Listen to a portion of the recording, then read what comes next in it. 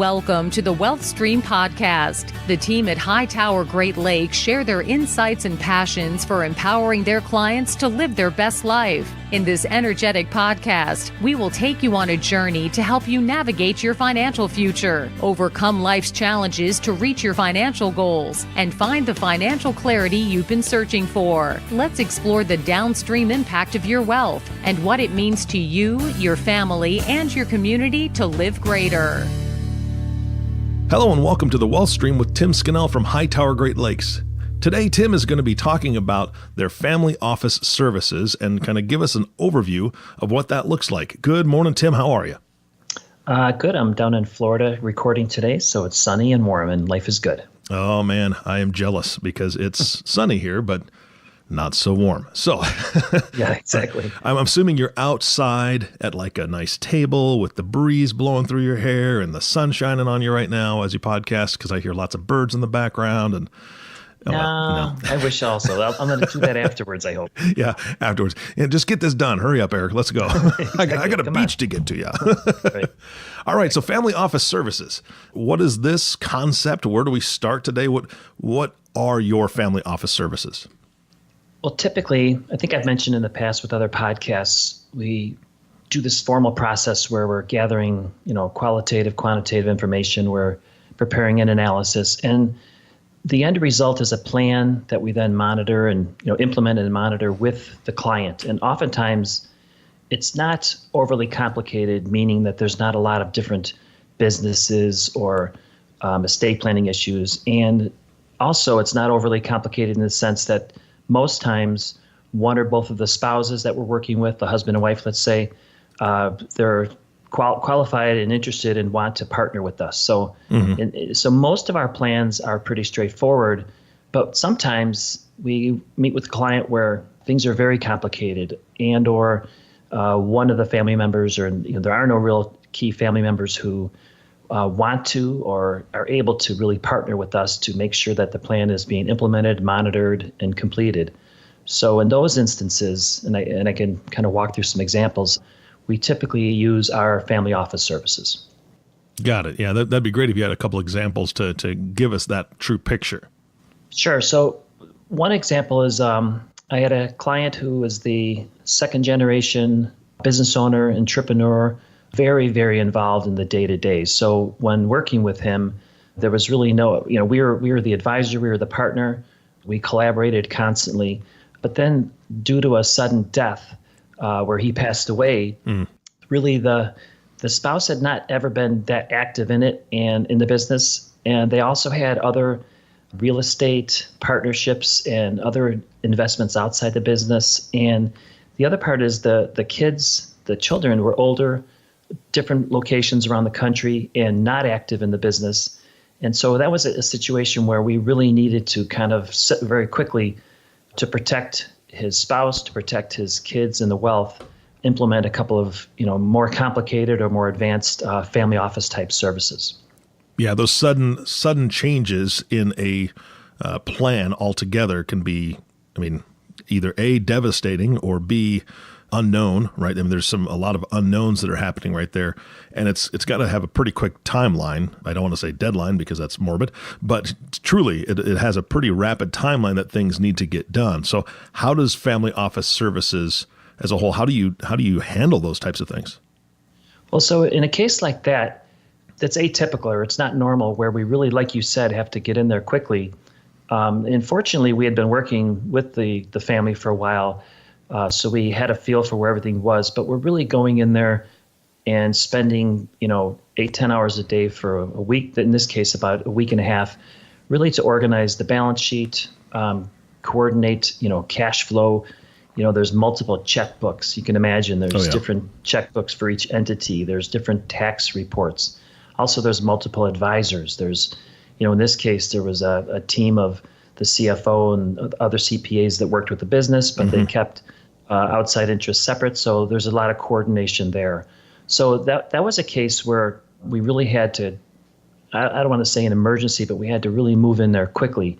There's other examples where, we're working with the family, and there's one instance in particular where the business owner really did not have next generation ready, to take over the business. And this is more typical than you would think.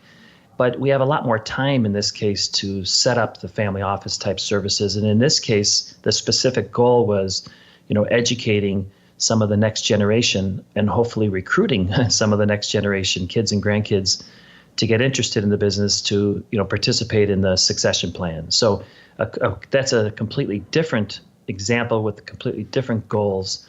And I guess that's why family office services are a little more complicated, because they encompass so many different things, or they can encompass so many different things.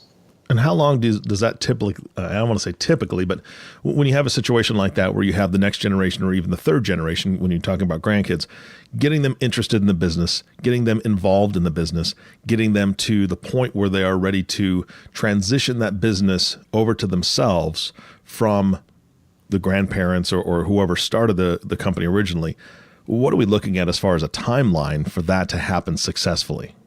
Oh boy, it could be 3, 5, 10 years. I mean, it's really that's one of the key points I try to stress with clients and with prospects as I meet them, that this is really a very long-term process. And oftentimes the entrepreneurs I meet with, the business owners, are so day-to-day driven, and that's what's making them successful. And what I try to get them to do is step back, budget some time and resources to step back and really create processes like some of these family office services to really start focusing on the business and on succession planning and on generational wealth planning, because it takes a very long time. If you can imagine, one of the topics we talk about is alignment of interests. And alignment of interests really means, it's not natural, or it won't occur naturally, that your kids and grandkids are going to share your values, your goals, et cetera. Plus, you're all in different stages of life. Your grandkids maybe are in school and college, getting out of college. Your kids are maybe having families, starting a career.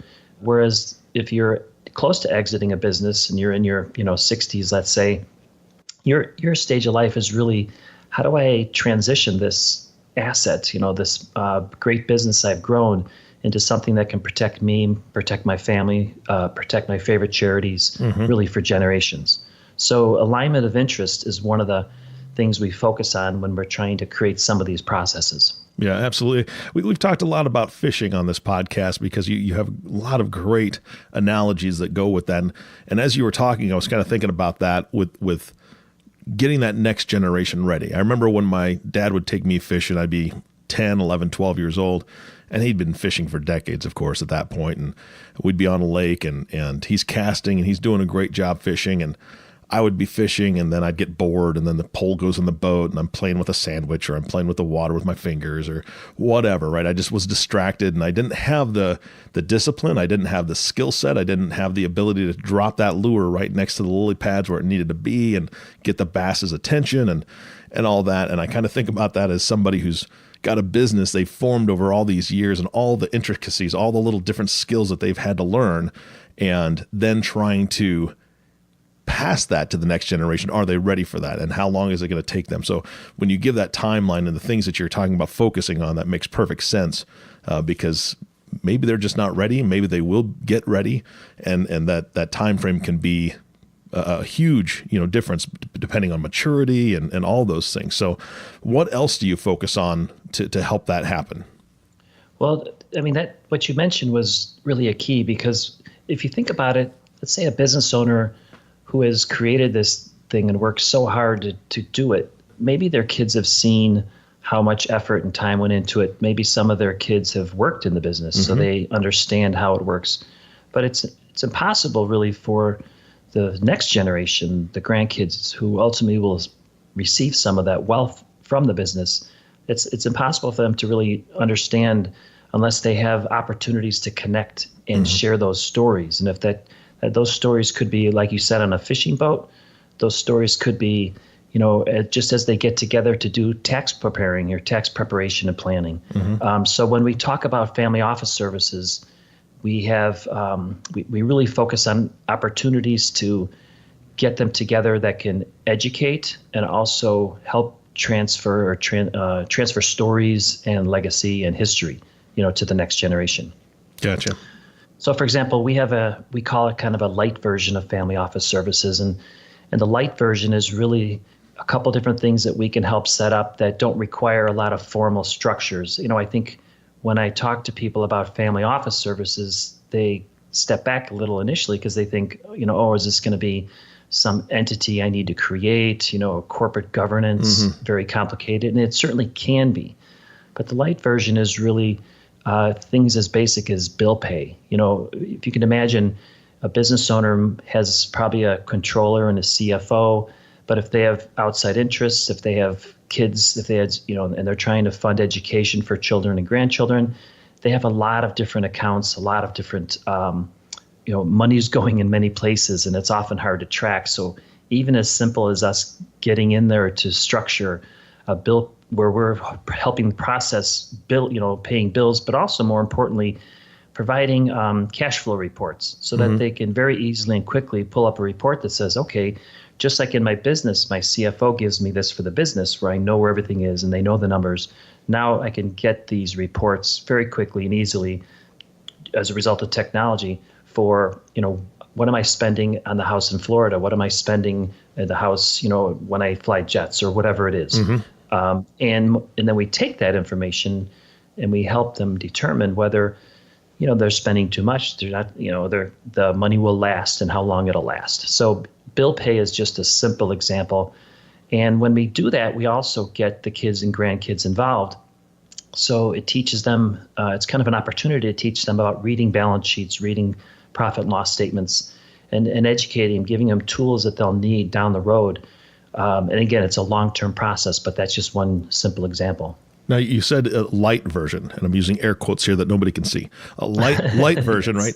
What else would you consider as part of the light version of this? Light version, the other things we would put in there are things that we can easily help them set up and coordinate, like philanthropy. We've helped families set up donor-advised funds where they get together with kids and grandkids once a year to talk about where are we going to give the money, teaching them about finance, teaching the next generation about charitable planning, about giving back. Another example is really risk management. So one of the things I find is, let's say you have an individual who's they live in their primary residence, they've got a business, they have several cars maybe they have another home somewhere out of state or two. Just coordinating and making sure that there's no gaps in coverage.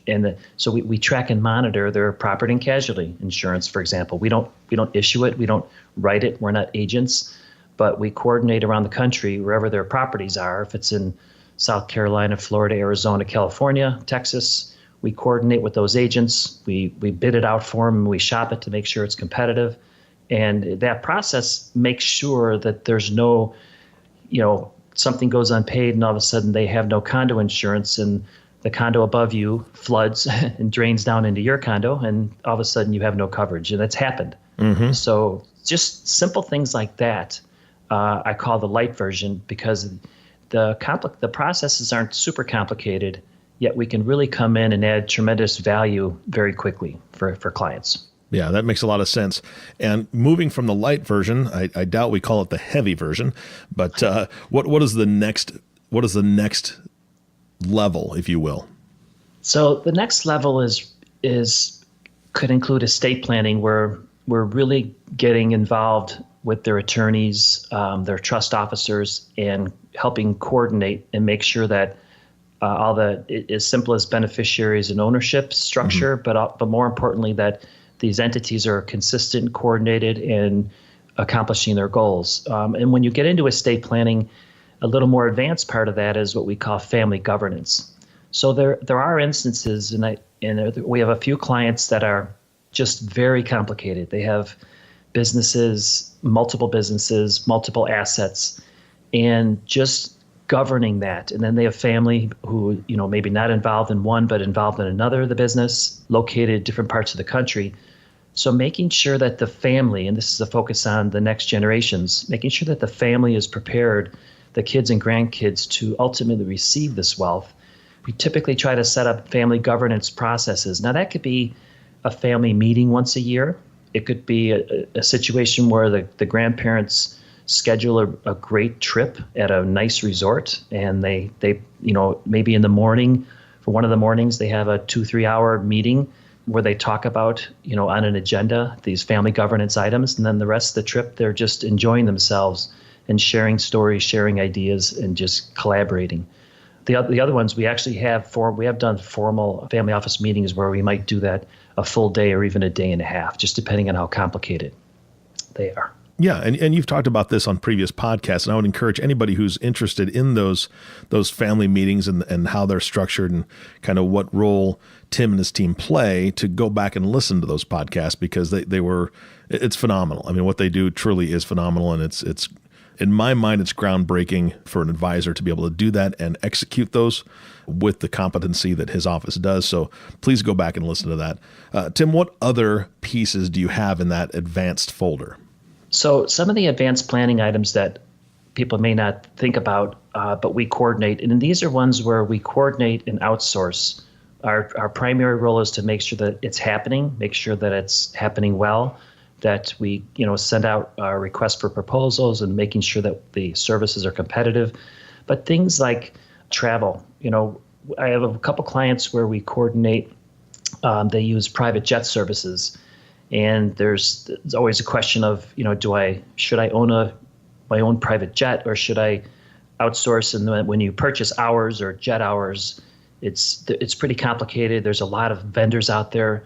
It's not heavily regulated, so there could be some shady operators. But we try to help them coordinate, making sure it's competitive, and we stay on top of it, make sure they're being paid, and that we audit the invoices to make sure that they're not overpaying when travel does occur. That's just one example of kind of an odd one that people don't think about, but I know we add a lot of value for that. Yeah, I wouldn't think about that, and helping clients to avoid Jim Bob's Planorama is probably a really good thing. We give props because we got props or something. I have no idea, but it would be a terrible service, I'm sure, if you get the wrong one. Here's your stop, here's your parachute. Happy landings kind of thing.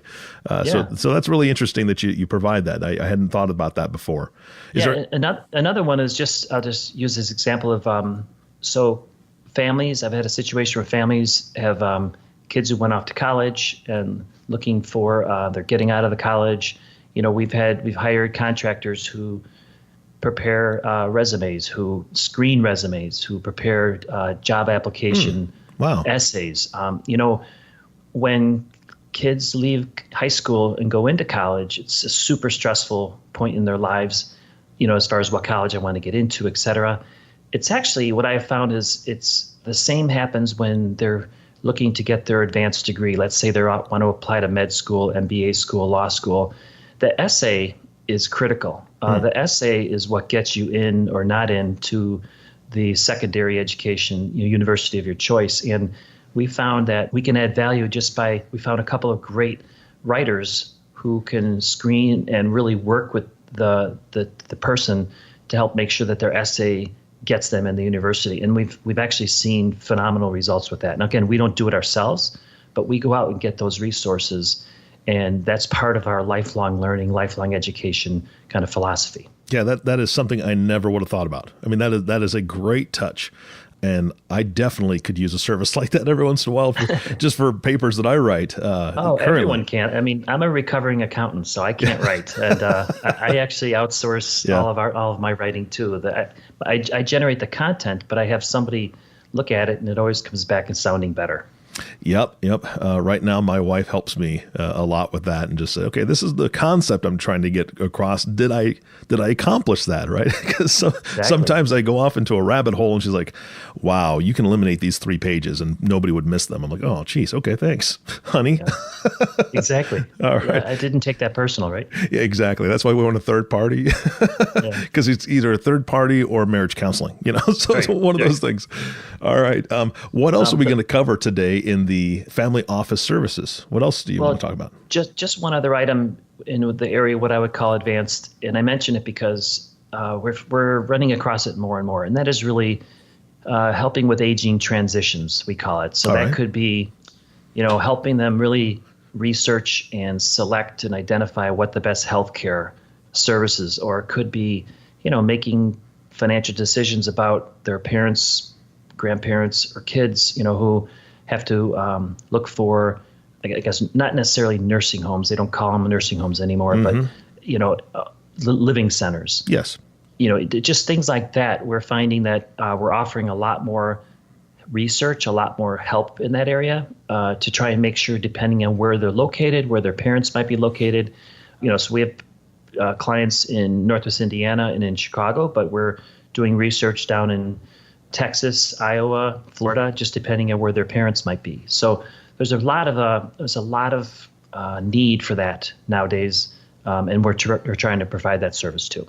Yeah. So, along those lines, Tim, don't mean to interrupt you, but I want to ask a quick question. Along those lines, when you're working with a client, and I'm hoping that your clients are listening to this, and also people that aren't currently working with you, think about this question. When you have a client who have aging parents that you don't work with, how do you help them to make sure that their parents are taken care of? Because their parents have their own advisor, hopefully, or I'm sure they do. But maybe their advisor isn't the greatest, or maybe they've got an advisor that isn't being a good fiduciary, and they're not really taking everything into account. And with parents that are aging, sometimes you have cognitive abilities, cognitive decline, like we've talked about in the past. How do you help them to make sure their parents are taken care of? Do you do some free reviews? How do you handle that? Yeah, so in instances where I'm working with a client and their one of their parents or both need help, what I do is I treat it as if I'm working for my client, and I say, if we can gather information, if you can connect me with your mom or dad, I'd be glad to just offer those services for free to them, because see, I know that my client will bear the burden at some point. Exactly. Of this overwhelming responsibility. And so really, I'm servicing my client in addition to servicing their parents. So no, we don't charge for that. That's definitely something we offer, because we know we're going to have to do it, and it'll be harder down the road if we don't, jump on it early. Yeah. Yeah. I'd love to do a podcast with you just on that subject, because there are so many questions out there about what to look for, right? What do I need to look for to make sure my parents are taken care of, and their finances are taken care of, and their insurance is taken care of? I've heard a lot within just my own research and in the media and things about life insurance for folks that are in their, late 70s, 80s, 90s, to where insurance, their premiums are going really high, so they have to drop insurance. There's options out there so they don't have to drop it, but I don't know if they're getting the best advice. And that's just one small subject in a huge amount of subjects that we could talk about. Can we do a podcast about that at some point? Yeah, definitely. And it would probably even be 2 podcasts, just because, like you said, there is so much to cover. Even just talking about long-term care insurance itself is a podcast. So yeah, definitely. I would love to do that, and I will. Fantastic. All right. What else do we cover today? So what I thought is I'd break this topic into 2, and really today talk about some of the why we have family office services, what they are in the light version, the advanced version, talk about, aging transitions. And then at the next podcast, get into if it's something that people really want to do and set up a formal family office process, compare the options. Like, do you set it up as your own family, what we call a single family, or do you participate in a multifamily office, or just go with the family office light? So I'll cover that in the next podcast. Yeah, fantastic. That sounds good. I would like to dive deeper, so that sounds like a good time to do that. Okay, that'd be great. Thank you. All right, Tim, thank you so much for your time today. Any closing thoughts? I would just say that, like we mentioned earlier when you brought it up, it takes a long time, to do some of these things. So get on it sooner rather than later. And if you're looking for any information about it, any resources, contact me, contact our website at Hightower Great Lakes, where you can download some additional resources, or just call me anytime at 219-246-5370. Absolutely fantastic. And one more note, I know that hopefully a lot of people heard the podcast where you had Hannah on as your guest. And I'll reiterate something that she said. Tim is incredibly approachable, incredibly friendly, and very, very honest, almost to a fault sometimes. I think, Tim, I think you added that part. But if you are looking at this and you're hearing this podcast saying, you know what, Tim says it takes a long time. I don't have a long time. Call him. Call him anyway, because he'll be very honest and straightforward with you. The things that they can help you with, the things that they won't be able to help you with, depending on what the timeline is. But don't delay the call just because you think it's too late. There may be some pretty good strategies that you can still put in place to ensure a good transition, or to ensure some finances for the future generations, and that people are safe. So I encourage you all to reach out to him. Tim, again, thank you for your time today. Thank you. And thank you all for listening to the WealthStream Podcast with Tim Scannell. If you have not subscribed to the podcast yet, please click the subscribe now button below. This way, when Tim comes out with a new podcast, it'll show up directly on your listening device. This makes it much easier to share these podcasts with your friends and family. Again, thanks for listening today. For everyone at Hightower Great Lakes, this is Eric Johnson reminding you to live your best day every day. And we'll see you next time.